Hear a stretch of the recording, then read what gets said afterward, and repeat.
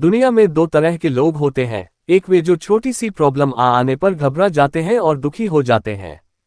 दूसरे वह लोग होते हैं, चाहे कितनी भी बड़ी मुश्किलें उनकी जिंदगी में आ जाए लेकिन वह हमेशा खुश रहते हैं, हर प्रॉब्लम में अपने आप को संभाल लेते हैं।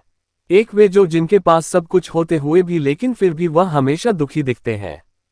आपको हमेशा वे दुखी ही मिलेंगे। और दूसरे वे जिनके पास कुछ हो या ना हो लेकिन वह आपको हमेशा खुश दिखते हुए मिलते हैं, मुस्कुराते हुए मिलते हैं। ये कहानी ऐसी है कि आपके जीवन में हजारों मुश्किलें या बड़ी परेशानियां क्यों ना आ जाए लेकिन ये कहानी आपको हर मुश्किल में रहना और मुस्कुराना सिखा देगी। एक फकीर एक देश की यात्रा पर निकला। जब रास्ते में रात हो गई तो वे एक व्यक्ति घर रुक गया। उस व्यक्ति का नाम था आनंद। आनंद ने उस फकीर की खूब सेवा की और दूसरे दिन आनंद ने फकीर को उपहार देकर विदा किया। वह फकीर आनंद की सेवा से बहुत खुश हो गया और दुआएं देने लगा कि हे भगवान, आनंद को हमेशा खुश रखना और वह हमेशा दिन प्रतिदिन आगे बढ़ता ही रहे। इस बात पर आनंद हंसने लगा और फकीर से आनंद बोला, हे फकीर, जो है वह भी अब नहीं रहने वाला। इस बात पर फकीर आनंद की तरफ देखता ही रहा और वहां से आगे चला गया।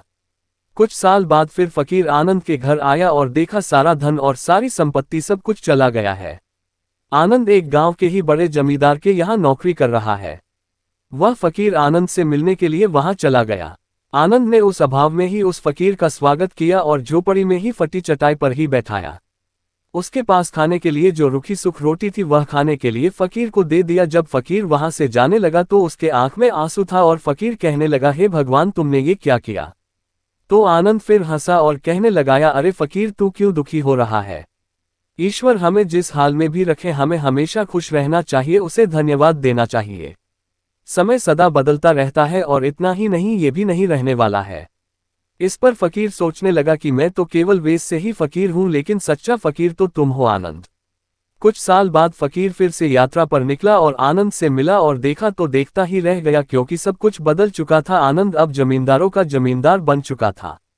उसे मालूम हुआ आनंद जिस जमींदार के यहाँ नौकरी कर रहा था उसकी कोई संतान नहीं थी और अपनी सारी संपत्ति और जायदाद आनंद को दे दी। फकीर बहुत खुश हो गया और आनंद से कहा, अच्छा हुआ वह जमाना गुजर गया, भगवान करे अब तुम ऐसा ही बना रहो। ये सुनकर आनंद फिर हंसने लगा और कहने लगा, फकीर, अभी भी तेरी नादानी बनी हुई है। फकीर ने फिर आनंद से पूछा, क्या ये भी नहीं रहने वाला? तो आनंद ने उत्तर दिया, हाँ, या तो ये चला जाएगा या फिर इसको अपना मानने वाला ही चला जाएगा। यहाँ पर कुछ भी रहने वाला है ही नहीं। अगर कोई चीज शाश्वत है तो वह है हमारी आत्मा, वह है हमारी मन की शांति, वह है हमारे मन का सुकून और बाकी जो कुछ भी है वह हमेशा रह ही नहीं सकता। फकीर ने आनंद की बातों को बहुत ही ध्यान से सुना और वापस चला। कुछ सालों के बाद फिर फकीर जब उस गांव से गुजरा तो आनंद का महल तो है लेकिन उसमें आनंद ही नहीं है। उसमें कबूतर गुटरगू कर रहे हैं। आनंद अब इस दुनिया में नहीं रहा, उसकी मृत्यु हो चुकी थी।